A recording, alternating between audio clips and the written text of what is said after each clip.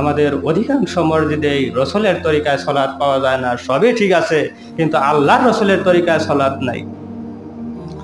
ব্যক্তি সবসময় সালাত আদায় করে, 5 ওয়াক্ত সালাত আদায় করে, কিন্তু এই ব্যক্তির জীবনের পরিবর্তন নেই।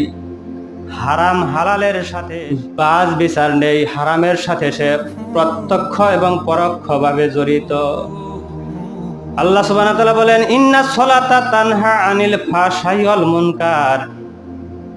নিশ্চয় সালাতই মানুষকে সমস্ত প্রকার আল্লাহর অপছন্দনীয় কাজ থেকে ফিরিয়ে রাখবে। এই ব্যক্তি সালাত আদায় করে, কিন্তু ব্যক্তি নিয়মিত নেশাদার দ্রব্য পান করতেছে। এই ব্যক্তি সালাত আদায় করে, কিন্তু ব্যক্তি মিথ্যা কথা বলে। ব্যক্তি সালাত আদায় করে, ব্যক্তি আমানতের খেয়ানত করে।